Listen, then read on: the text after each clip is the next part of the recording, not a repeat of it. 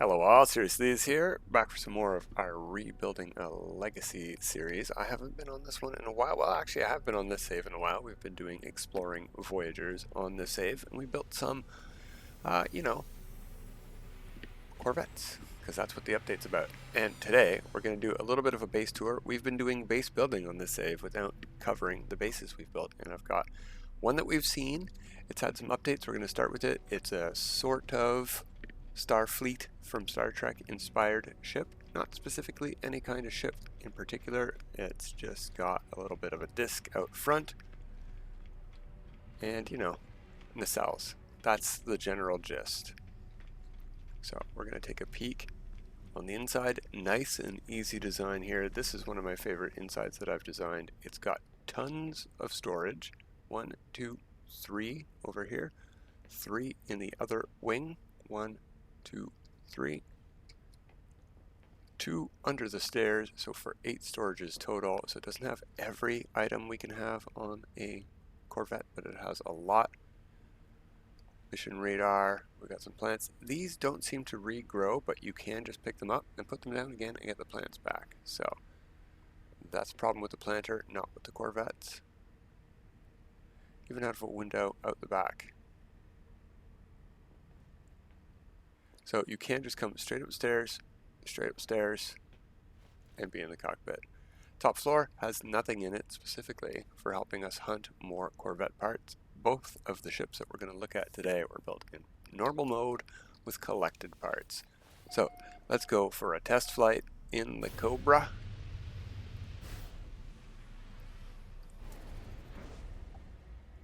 And I did experiment with the colors available to us, and I decided to go with the metallic finish because the white coloring is not very white, actually. It's a very odd color out in space, and I just really liked how the metallic sheen looked and wanted to give it a try. And again, this is not going for an exact Star Trek ship, so just inspired by.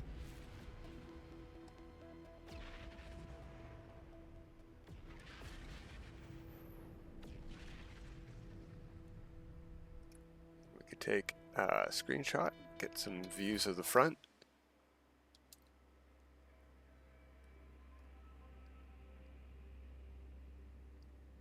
Fortunately, we're going to have to move the sun. We're going to get some good lighting on the bottom side here.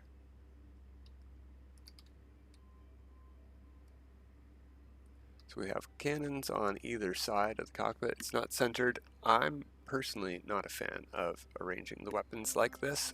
Practical reasons, they look great. They function fine. As long as you don't put like 6 guns, they seem to both fire from both sides. If you've got 2 guns, it seems to work okay. I just like how it lines up with your field of view when you're in third-person mode. If you fire straight down the middle, you can see we're firing from both sides at long distance, that's fine. But when you're hunting parts on a salvageable scrap planet and you want to shoot at something nice and close up, I find it's not the most practical to have your cannons on your wings or far apart from the center. Managed to get that one in time. So yeah, there we go. Not quite an Enterprise. Sort of a Starfleet inspired ship. Nothing too fancy. Tiny, tiny ship. And I think that's really one of the keys to some good... Oops. Where did we end up there? One of the keys to some good Corvette builds is to sort of keep them small. Large Corvettes can get hard to navigate. And we're going to showcase one of those next. Also, interestingly enough, or not, Star Trek inspired. So another Star Trek ship is up next, probably going to be the thumbnail because I'm really happy with the result that we have here. And it is definitely not as practical of a ship to use and enter, except that I have engineered a way to make it a little bit easier than having to walk into the landing bay. So let's call it in.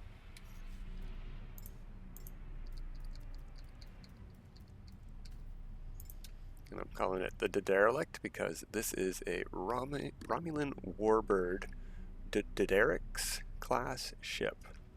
You can see it is fairly large. but the interior does not have too many rooms. Well, there's actually a lot of rooms, but you can't go in these rooms. There's no entrances to these out front.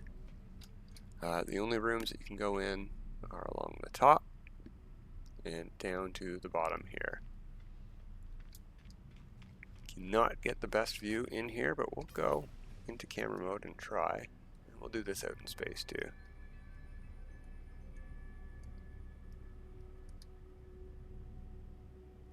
So, before you make a comment asking about it, I don't think I'm going to do a breakdown or a how to build of this particular ship. So you can ask, you can plead, you can beg.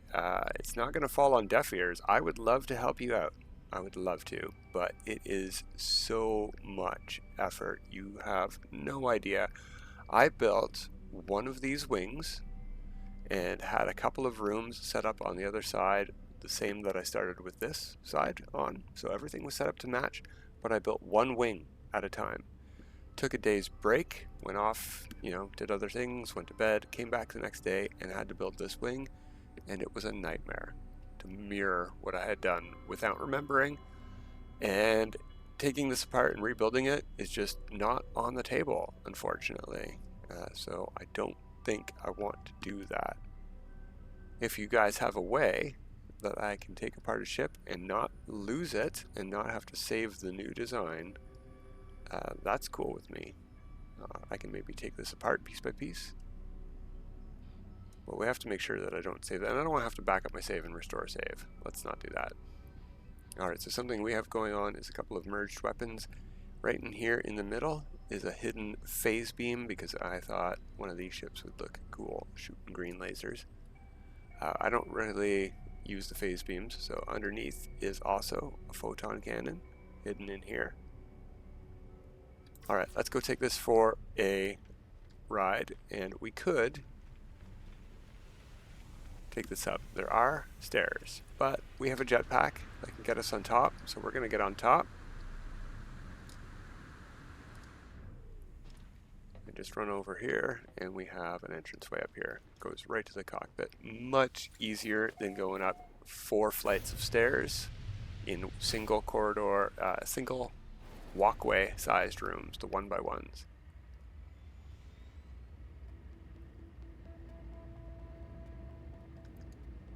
There we go.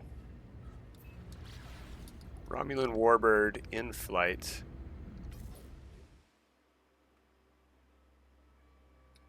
Let's get that. Well, we can turn that off too, but you can really get your best view of large ships by changing your field of view here. And something I wanted to try, and I haven't done it yet, I was saving it for this video. I feel like we can change, if we're going to be using mostly Corvette ships, we could change our in-flight field of view, exclusively just that one. And it'll help maybe capture our bigger Corvettes.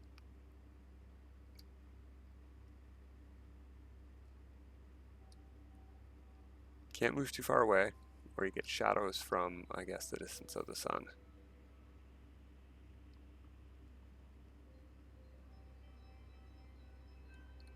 And unfortunately, we can drop out of warp here, change our weapons to these. If we do a screenshot, they turn off. So you can't capture phase beams in a screenshot, but there's what it looks like. And they overheated because we have no upgrades.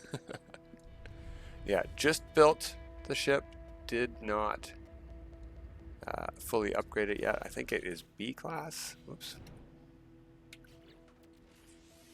Yeah, that's my freighter. Yeah, I've upgraded it to B class and that's about it. And put a bunch of tech on as much as I could fit, but I don't have more slots to add more, so I didn't. I'll get to that. I really like this one. Might make it my daily flyer on the save. We shall see. Alright, let's get into what I was just talking about. Let's see if we can do anything about this. Display and graphics, I think. Nope. Nope, it's not here. Back out of that.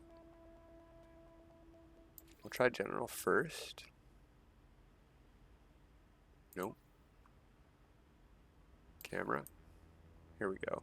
Flight field of view. So we're going to remember that it started at 75, but I'm going to turn it up to 100.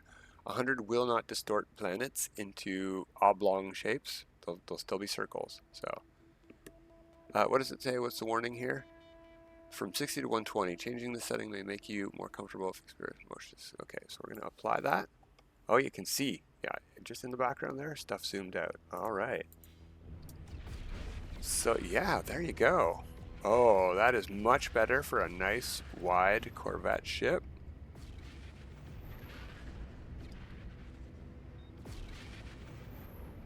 And you can see a bit of your trails if they're coming off the edge of your ship like that. All right, nice short one today. I'm going to go over the Romulan Warbird and the Starfleet inspired ship, not a Star Trek ship specifically, just one I built. Ended up looking like that one. Let's head back to the space station, take it in for a landing, and we'll call it a day there. We'll be back on this save, on and off, doing more building.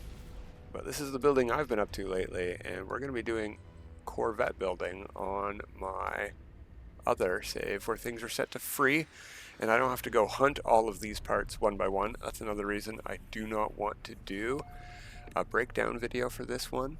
I only have the amount of parts that it took to get these, which is about 500 or 600 to get all the parts specific to this ship. Had to go hunt parts 3 or 4 times to get all of the wing parts. I think there is, I want to say 20 of these curved, let's go check what the piece name is called.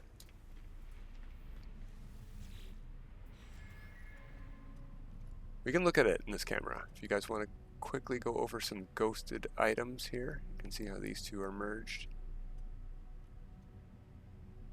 Now it doesn't tell you the part name as I hover over these, but you can get an idea of what I'm using and where I'm using them. Yeah, these wings here, Speedbird nacelles, about 20 of them. It's either 16 or 20, I can't remember. It's an even amount because there's 4 sets of wings and there is not an odd one. There's also a lot of these parts here. I found they looked pretty good. The Speedbird cowling. The engines are the only part that required really glitching backwards and forwards because you can't flip and rotate all parts, but they are the Ambassador sublight thrusters. And of course we had to use some green lights to simulate the middle there, like you get on the Romulan Warbird. Landing gear is not something you normally see on a Romulan Warbird. They're not supposed to be able to land, as far as I'm aware, on planet, but I added enough to make it nice and balanced. Yeah, that's the whole kitchen boodle.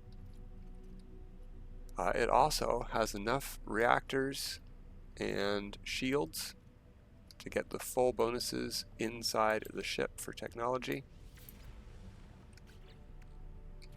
When you're looking at 3 landing gear, it does not have the weapon upgrades, and if I was going to redo it, I'd probably take the phase beam off, or I'll increase the slots when I get it to S class, and then I can have a full max class phase beam and photon cannon on this thing.